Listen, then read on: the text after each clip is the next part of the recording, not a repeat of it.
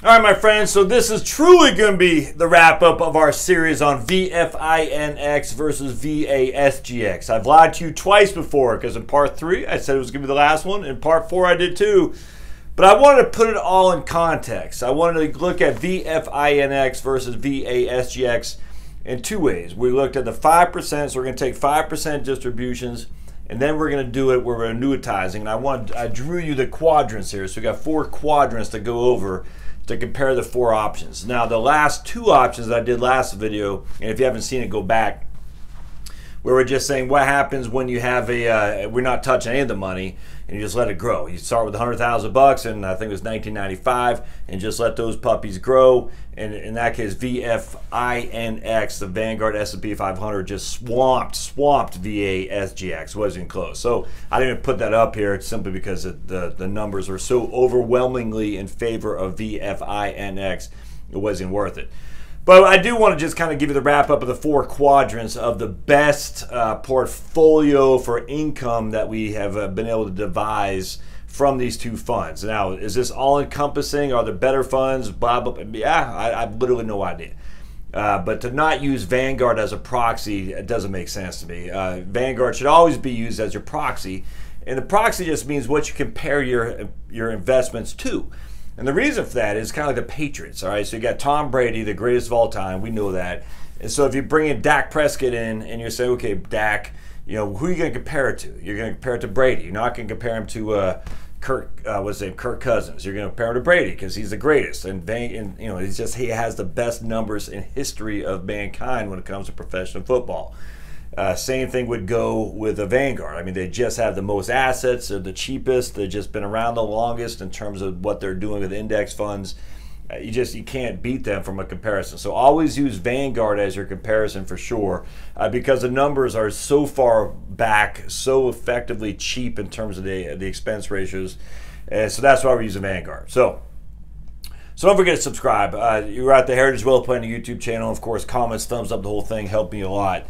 So as we go forward, I am going to probably do another series now because my interest has peaked, which is always a scary thing. Oh, that's what that smoke is. My brain is on fire, so I can smell it smoking. I want to actually throw small caps in here too. So next time I'm going to compare VTS. Well, should I do VTSMX? Maybe, I don't know. I'm thinking VTSMX is the total stock index, which is about 70% stocks, 30% bond, 30%, 70%. All right, so VTSMX is a total stock index. What that consists of are essentially the S&P 500, which is the top 500 stocks in America via market cap, and I talked about that in detail in 2 previous, maybe 3 episodes ago. And then it takes everything else, which is the extended market index. So you got the S&P 500, which is 70% of the total stock market index. Then you got the extended market index, which is the, I think is a Wilshire 4500. So everything that's not in the S&P that's the constituents of the VTSMX. It's 5,000 shares, the Wilshire 5,000. And so if you have VTSMX, you'll have in terms of just pure active share, this isn't a true assessment of real active share, but just from my thinking out loud here, you'd have 100% is a VTSMX, of which 70% of that is the S&P 500. So you have an active share of 30%, which means what is not reflected in the S&P 500 is 30% of the portfolio. It'd be interesting to see if that changed much relative to the VFINX. You can see I'm thinking out loud here, that's why I'm looking away. So you're thinking VTSMX versus VFINX. I might do that next just to see. Then maybe I'll even do the small cap index, or the extended market index. We'll have to debate on that. So let's think about that. All right, so here's our 4 quadrants. So you can see we got VASGX. This is this column. All right, that's the total. That's the Vanguard Life Strategy Growth Fund. Then you got VFINX, which is the S&P 500 fund on this column. All right. So now it's like a tic-tac-toe board, just 4 quadrants. 5% distribution And then you got annuities. So we're going to annuitize anything times it goes above 100. We're taking, at the end of the year, we're taking that amount above 100 and we're annuitizing it for annual income. And this is just, we're taking 5% a year off regardless of what the market did. All right, so let's start quadrant 1, the upper left. VASGX. We started again with $100,000 on 1 January 1995. Had an ending value of $195,000. We have annual income. This is guaranteed. That's not guaranteed. That's annual income though. At the end of the day, the end of 2017, we had $10,284 of income. We had a total income of $194,000, and we averaged $8,500 basically in income. All right, so our average annual income was $8,500. We left the year of 2017 with $10,200 of income. We had a portfolio value of $194, and we were able to derive $194,000 from that total amount. So we start with $100,000, we have $195,000, and we were able to get $194,000 out. What's that, about $400,000 when all said and done off that $100,000 initial investment? Not too shabby. But this looks even better. Here we started with what's that? $100,000. We ended with $271,000. And last year, in 2017, we ended with $14,290. We had total income over those 23 years of $233,000. Man, I mean, just, which means we averaged $10,138. So, I mean, look at that. We start with $100,000. We have a portfolio value of $271. Plus our total income is $233. Basically, we ended up with $400,000 here when all is said and done, and we ended up with $500,000 there when all is said and done.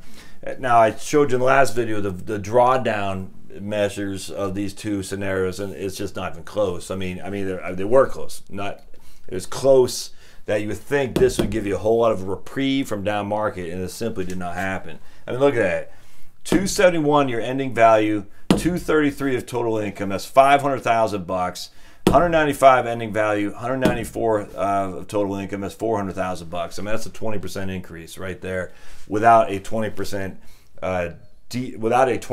increase in risk. You're getting 20%. You received 20% more value without 20% more in risk, which is insane. All right, so this is the winner, bar none, for these two. And then when it comes to the annuities, I'm dismayed how underperformed the annuities worked, for sure. I can't say I'm shocked because annuities are essentially like a bond replacement. So anytime you're going more deep into the bonds, your annuities, you're going to have an underperforming portfolio. No other way around that. Over time, I mean, over any given year or 3 years, frankly, the annuity might, or the bonds might perform better, probably will. But over the long term, I mean, this is the whole thing, stocks for the long run by my man Jeremy Siegel, is that in the long term, stocks just dwarf bonds. We don't know if that's going to happen. I cannot stress that enough. I always say this, but in the history since 1871, that's just proven to be time and time again. Will that happen again? I don't know. But I was still stunned by the annuities. It didn't look good. I mean, I recognized going into this that the annuity would probably not look as good, just because you're going full throttle with stocks. But this wasn't close. I mean, it just was not close. Here, you start with $100,000. 23 years later, you end with $100,000. Your annual income in the last year is $10,000. So that's guaranteed. So that's good. That's guaranteed. So no matter what happens to this $100,000 in 2018, you are guaranteed to get $10,000 of income. But you only had $140,000 of total income there, which meant you've only averaged $6,200 a year in income. So while that is guaranteed, I mean, if you look at this, so let's just go back to this guy, VASGX. Well, that's guaranteed. That's not. If the markets fall 30%, that's still going to pay you $7,000. That will pay you $7,000. This will still pay you $10,000. But then if we compare it to this guy right here, I mean, if the markets fall 30% there, that'll still pay you roughly $10,000, even with a 30% decline in the market, and that's still only going to pay you $10,000, and yet you have a significant more than here. I was flabbergasted. I mean, look at that. You got $10,058 of guaranteed income. That's not even $1,000 a month. It's just not, and you only have $100,000 to show for it. That's not a winning strategy, in my opinion. Not with inflation. Here's annuitizing on the VFINX. So we end up with $100,000 just like before. Here we got annual income that's guaranteed at $12,211, which is substantially higher than even here in terms of the annual income with no risk. I mean, here is guaranteed income from a guaranteed annuity. So we know for a fact we're getting $1,000 a month no matter what happens to the market in 2018. Here we don't know if we're even going to get that $10,000 of income. We could get more. If we get more here, we're going to get more here for sure. We made significantly more income here than we did over here. $30,000 more of income total, and that generated an average annual income of $75.90, and basically 20% more, 20-25% more. So of the four, I mean, this is number one. The S&P 500 is not even close. Of the four, what would I choose secondly? Well, here you got $100,000 left. Here you got $195,000 left. Here you made $20,000 more of income. Here you made, but here you're getting more guaranteed income. So of the two, yeah, I mean, I'd still go with this right here just because the upside is so much significantly higher.